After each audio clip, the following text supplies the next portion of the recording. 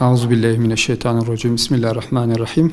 Elhamdülillahi Rabbil alemin. Ve salatu ve selamu ala Resulina Muhammedin ve ala alihi ve sahbihi ecmain. Ne okumadan ziyade ilk önce niçin okumamız gerektiğini iyi bilmemiz lazım. Bence önemli olan nokta şu. Bizi yaratan Allah direkt ayet-i kerimede ilk emri okudur. Yani bir insanın okuması gerektiğini söyler. Bir insanın kendini geliştirmesi gerektiğini söyler. Bir insanın kendini bilmesi gerektiğini söyler. Bu okuma da ancak onun adıyla olur. Yani onun istediği şekilde, onun gösterdiği doğrultuda olur. Onun için ilk önce Rabbimizin gösterdiği okuma şekliyle okumamız lazım.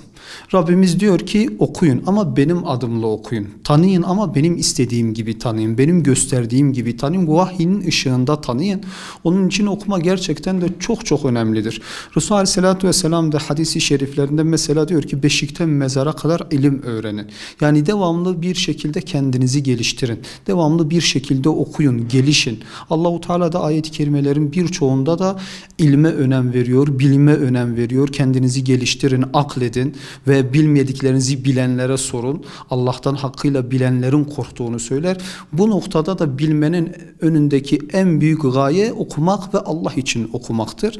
Zaten insan bunu öğrendikten sonra okumanın ne kadar önemli olduğunu anlar. O zaman da devamlı bir şekilde okuma yapar.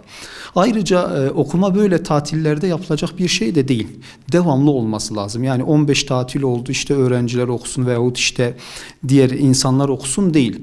Çünkü beyin bir değirmen taşı gibidir. Siz oranın içine bir şey koymadıkça orası boş kalır ve boş kaldığı sürece de kendini öğütür. Ama siz oraya bilgi dağarcığını geliştirdikçe, içine bir şeyler koydukça beyin de kendini geliştirir ve öğütecek şeyler güzel bir şekilde ortaya çıkar. Ya da işte 2 günü bir olan ziyandadır Allah'ın peygamberi diyor. Yani devamlı bir şekilde kendimizi geliştirmemiz lazım. Onun için okuma bu çerçevede olunca ve insan kendini bilince Rabbini de o zaman bilmiş olacak.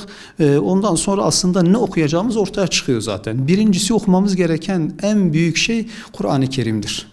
Allah'ın kitabıdır. İlk önce biz Allah'ın kitabını okuyacağız. Ondan sonra Allah'ın kitabını bize güzel bir şekilde öğreten Allah'ın peygamberini okuyacağız. Bizim rehberimiz, önderimiz, liderimizi okuyacağız. Ondan sonra kainatı tanımak için, kendimizi tanımak için çeşitli kitaplar okuyacağız. Okuduğumuz bu kitaplar bizi Allah'a ulaştırması lazım. Bizi asıl gayeye götürmesi lazım. Yoksa etrafımızda görüyoruz belki yüzlerce profesör var, yüzlerce belki doktor ünvanını almış insanlar vardır. O kadar karanlık içindedirler. Yani okudukları onları maalesef aydınlığa ulaştırmamış. Onun için okuma insanı aydınlığa ulaştırması lazım. İnsanı gerçek gayeye ulaştırması lazım. Ki biz Müslümanız, 2 dünyalı insanlarız. Yani biz okuduğumuzda hem bu dünyamızı imar edeceğiz hem ahiretimizi imar edeceğiz. 2 dünyalı olduğumuz için bu şekilde okuma yapmamız lazım. Bunun için kitap tavsiyeleri dediğimiz gibi çok. Kur'an-ı Kerim'i okuma, mealini okuma, tefsirini okuma, Allah'ın Resulü'nün hayatını okuma, bu noktada ona yönelme, örnek veriyorum Risale-i Nur okuma, gerçekten de tefekkür noktasında Üstad Bediüzzaman'ın kitapları güzel bir örnektir. Yani bu şekilde kitaplar okunabilir ama dediğim gibi kitap okumadan ziyade niçin okuduğunu bilmek, amacını belirlemek bence çok daha önemlidir.